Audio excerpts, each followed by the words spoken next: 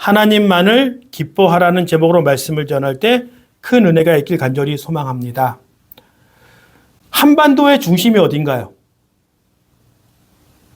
보통 우리가 이야기할 때 우리나라의 중심 하면 어디죠? 서울이죠. 예. 그런데 이거는 우리가 생각하고 있는 수도적인 개념, 우리가 생각하는 정치적인 개념이 서울인 거지 지리적인 중심지는 아닙니다. 북한과 남한을 봤을 때 우리나라의 한 가운데 지점이 어디냐, 같이 모이기에 가장 적합한 곳이 어디냐라고 물어봤을 때는 철원 정도 되지 않을까라고 사람들이 이야기합니다. 이와 같이 뭔가 중요한 위치를 정할 때는 모든 사람들이 오기 편한 곳, 그리고 어느 한 곳에 몰려있는 것이 아니라 모든 사람들이 지리적으로 그 정도면 우리가 수도나 여러 가지 이유로 수도를 중심지를 정할 수 있어라고 하면 암묵적인 동의가 있어야 합니다. 사사기 동안 400년 동안 이스라엘 사람들에게 있어서 가장 중심지는 실로였습니다.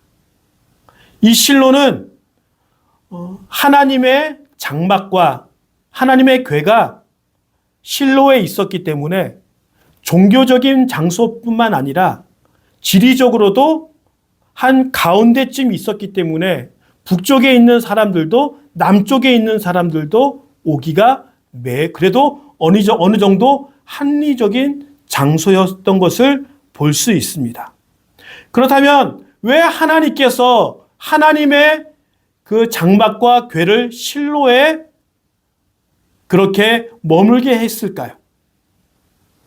첫 번째로는 하나님께서 정해놓은 장소라는 것입니다. 신명기 12장 5절에 보면 당신들은 당신들의 하나님이 자기의 이름을 두려고 거처로 삼으신 당신들 모든 지파 가운데 택하신 그곳으로 찾아가서 예배를 드려야 합니다. 실로를 하나님께서 어떻게 하셨다는 거예요? 하나님을 예배하는 장소로 인정하셨다는 거예요. 지명하셨다는 거예요. 그런데 마침 하나님께서 그 인정해 주신 그 실로가 지리적으로도 어떻다는 거예요? 이스라엘의 중심지 같은 곳이어서 북쪽에 있는 사람들이나 남쪽에 있는 사람들이나 서쪽에 있는 사람들이나 동쪽에 있는 사람들도 중심지이기 때문에 가운데 위치한 곳이기 때문에 오기에 적합하다는 거예요. 그리고 어떤 사람들은 정치적인 의미도 있다고 보는데 이 실로는 에브라임 지파 사람들에 속한 성읍이었습니다. 그 당시 가나안 정복 전쟁을 하고 있었을 때, 즉 하나님의 장막과 궤를 담당하고 있었던 그 당시의 지휘관이 누구였느냐? 바로 여호수아였습니다. 그 여호수아에 속한 지파는 에브라임 지파.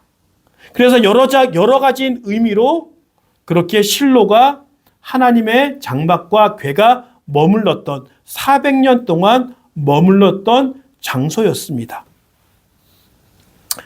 그리고 이 법궤는 전쟁이 있을 때 이 하나님의 법궤를 가지고 나가면 하나님의 임재함이 우리에게 있기 때문에 우리는 승리한다 라는 의미로 법궤를 전쟁 때마다 갖고 다녔습니다. 그런데 중요한 것은 모든 전쟁 때마다 승리한 것은 아니에요. 하나님의 법궤에 뭐가 머물렀을 때, 하나님의 임재가 머물렀을 때만 그 법궤가 법궤로서의 하나님의 법궤로서의 그 의미와 상징을 다할 수 있었던 거예요.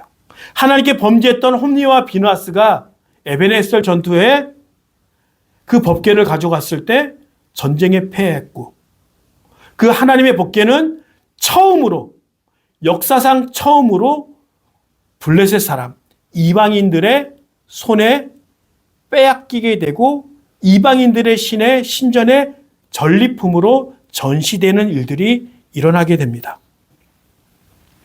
그래서 여차저차해서 블레셋에 여러 가지 험한 일을 당해서 이제 그 하나님의 법궤를 벳세메스에서, 그리고 벳세메스에서 마지막으로 기랏 여아림이라는 곳으로 이동하게 되고, 그 기랏 여아림이라는 곳에 20년 동안 하나님의 법궤가 그곳에 머물러 있게 됩니다. 그리고 이제 사무엘 하로 돌아오면 하나님의 법궤가 기랏 여아림에 있었을 때 다윗이 모든 지파의 대표성을 가지고 왕이 됐고, 그리고 더 나아가 예루살렘 성을 수도로 삼았고 빼앗아서 그 기랏 여아림에 있는 하나님의 법궤를 예루살렘 성으로 옮기는 과정을 기록한 것이 오늘 바로 기록되고 읽은 성경의 본문의 내용입니다. 그렇다면 우리는 왜 여기서 다윗의 행동에 대해서 물어볼 게 있어요? 왜 하나님의 법궤를 원래 사사기 동안 400년 동안 모든 이스라엘 사람들이 하나님의 법궤와 하나님의 장막은 실로에 있는 거야. 우리는 실로에 하나님을 예배하고 절기를 지키러 가야 돼 라고 그렇게 생각했던 그 실로로 하나님의 법궤를 옮기는 것이 아니라, 그 당시에는 예루살렘 성은 특별히 예루살렘 성이라고 불려지지도 않았어요. 오늘 성경에 보면 예루살렘 성이 아니라 누구의 성? 다윗의 성이라고 불렀던 자기의 성, 자기의 도읍지로 이 하나님의 법궤를 옮기려 하고 있던 것을 볼 수 있습니다. 지금이야 예루살렘 하면은 하나님을 믿는 중심, 예수님이 그렇게 공생애를 사셨던 홀리 시티, 거룩한 성이라고 얘기합니다. 그러나 다윗이 이 예루살렘 성을 점령하기 전까지는 길도 제대로 없었어요. 이스라엘 사람들에게는 어떠한 신앙적으로나 역사적으로 의미와 가치가 있는 곳은 아니에요. 그동안 유일하게 구약 성경의 사무엘 이렇게 다윗이 점령하기 전까지 한 번 나옵니다. 아브라함이 그의 아들 이삭을 바치려고 했을 때 하나님께서 사흘 길을 가라, 그곳에서 일러준 곳에서 너의 아들 이삭을 바쳐라 얘기했던 모리아산, 그것이 그 근처예요. 어찌하였던 이스라엘 사람들에게 아무런 영적으로나 역사적으로 가치가 없는 곳으로 이동하려고 했을까요? 아마도 추측하기로는 이제 다윗이 자기가 예루살렘 성의 수도를 정하다 보니까 사람들이 많이 왕래가 없는 거예요. 또 자기의 왕위가 불안한 거예요. 겨우겨우 예루살렘의 수도를 잡았지만 많은 사람들이 자기가 살고 있는 성읍에 와서 머물고 하나님을 예배하게 되면 자신의 왕권이 더 강화가 되지 않을까.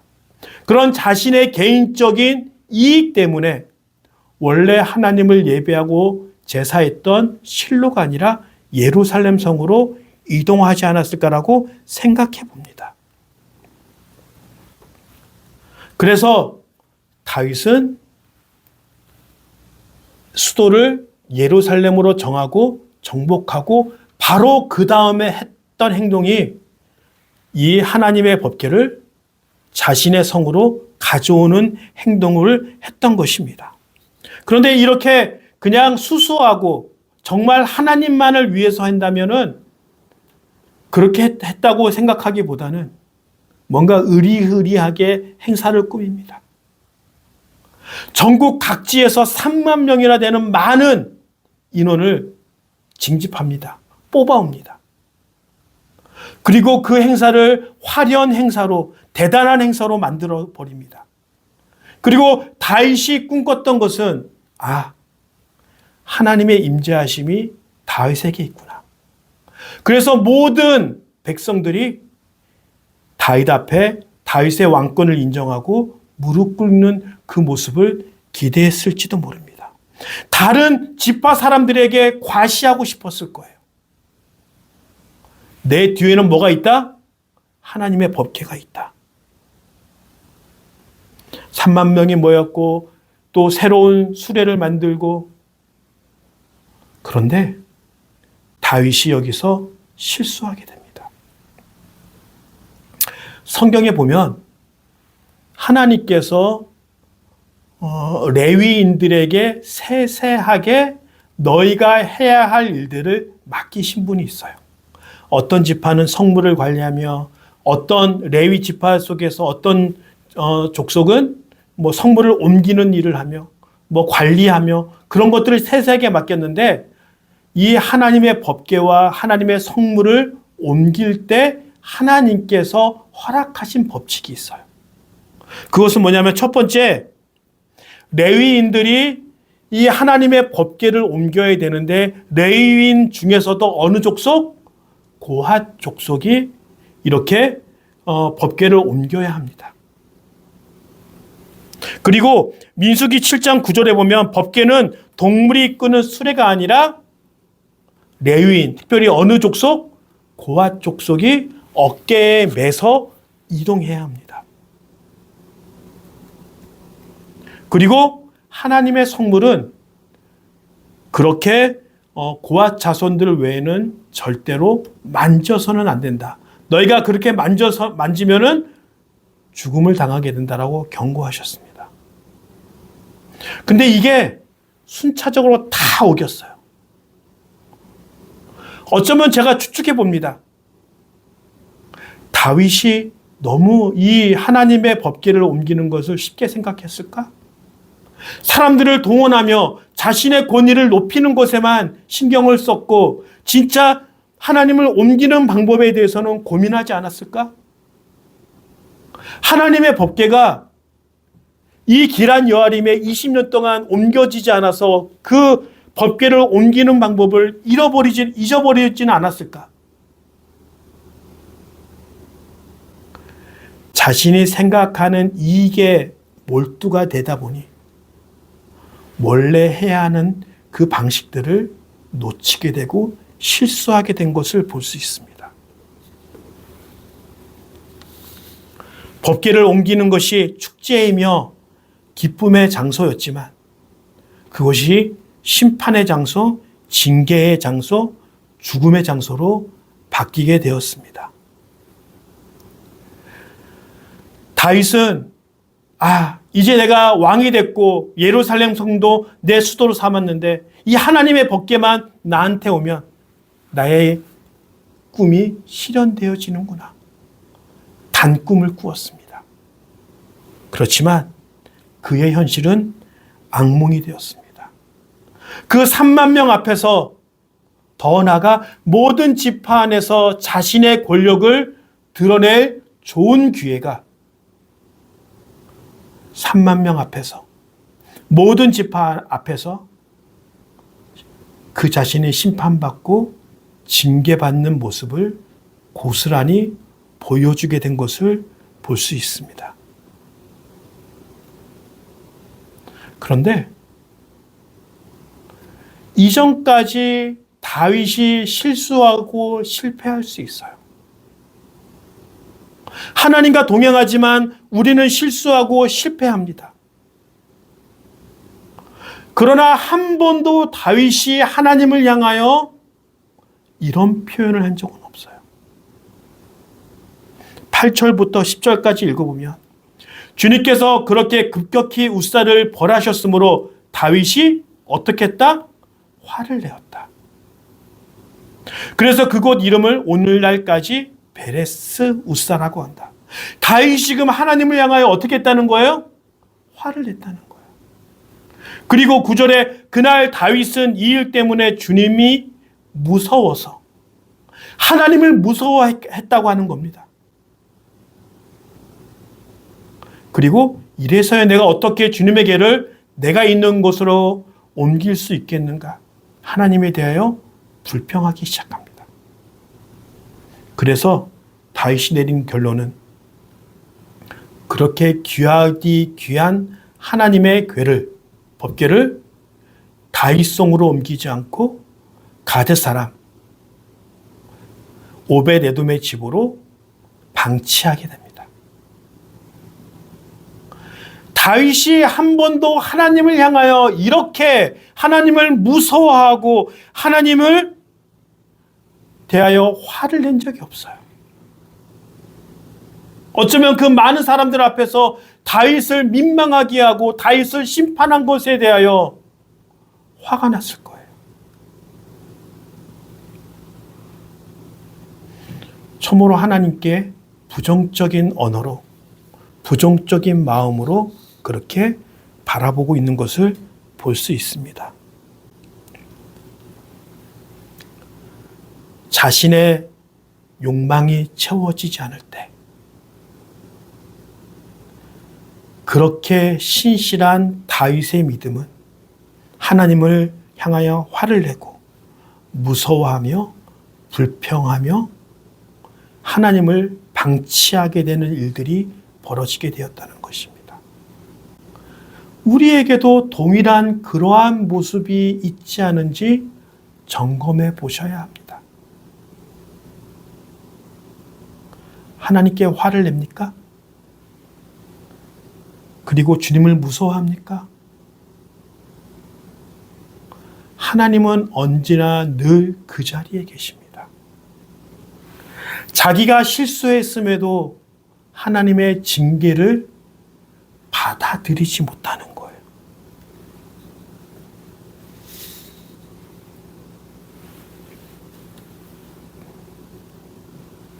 제가 바라기는 많은 사람들이 하나님께서 기뻐하시는 일을 하기 위해서 최선을 다합니다. 그리고 많은 설교자들이 이야기합니다. 하나님께서 기뻐하는 일을 하셔야 합니다. 그런데 우리가 기억해야 하는 것은 우리 인생에 하나님만을 기뻐해야 합니다. 이 말의 어감이 하나님께서 기뻐하시는 것, 하나님을 기뻐하는 것 비슷할 수 있지만 이건 매우 다릅니다. 하나님을 기뻐한 상황에서 하나님이 기뻐하시는 삶을 찾아가야 한다는 것입니다. 우리 인생에 하나님이 나에게 무엇을 원하시는지 먼저 묻는다면 하나님의 관계에서 주어지는 깊은 축복과 깊은 관계성을 누리지 못할 때가 많이 있다는 거예요. 다윗은 하나님의 법궤를 자신의 왕권을 강화시키는 자기의 꿈과 자신의 욕구를 만족시키는 도구로서 사용했다는 것을 볼 수 있습니다. 알라딘의 요술램프가 있어요. 우리가 잘 알죠? 세 번 문지를 때마다 나타나서 3번의 소원을 들어주는 것. 그런데 나의 소원 3번을 들어주는 것은 중요하지 않아요. 알라딘이 비로소 그 아라비안 나이트 스토리에서 정말 풍요롭고 만족한 삶을 살게 된 것은 그 램프의 요정 지니를 풀어주고 지니와 친구가 되었을 때 비로소 지니의 그 친밀함을 누리며 사는 거예요.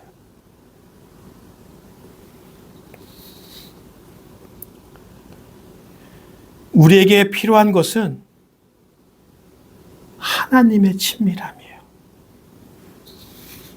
하나님이 내 꿈을 이루어주며 나의 소원을 들어주는 그 모습도 필요하겠죠.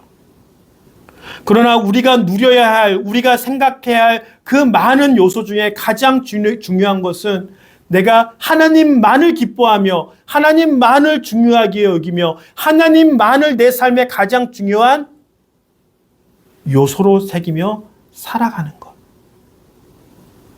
하나님을 이용하려고 하는 그 모습들 가운데 하나라도 그 모습이 있으면 다윗과 그 믿음이 좋은 다윗도 이렇게 변질될 수 있는 거예요.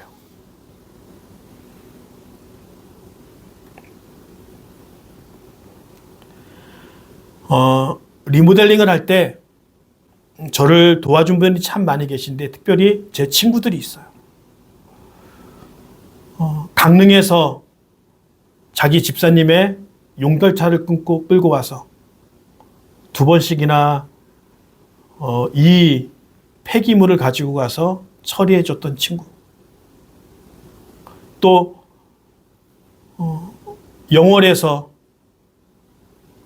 2번씩이나 와서 이 전기의 그런 지나가는 작업들을 다 해준 친구. 이 스피커와 음향 장비들을 와서 당진에서 무료로 와서 해주었던 친구들. 그 친구들은 나와의 친구이기 때문에, 친밀하기 때문에 그것을 흔쾌히 기쁨으로 해줄 수 있었던 거예요. 우리에게 필요한 것은 나의 손을 들어주는 진이가 아니라 내 옆에 계셔서 나와 함께 하시며 나와 동행하시는 그 하나님의 친밀감으로부터 오는 그 하나님의 능력이 우리 삶에 진정으로 필요한 것임을 믿길 간절히 소망합니다. 하나님 나를 도와주세요. 그렇게 기도도 필요합니다. 그런데 하나님 나를 통치해 주세요. 나를 다스려 주세요. 하나님 나와 가장 친한 사람이 하나님이길 원합니다. 그 신앙을 가지고 예수님만을 나의 주인으로 목적으로 살아가는 귀한 믿음이 되어지길 간절히 축원합니다.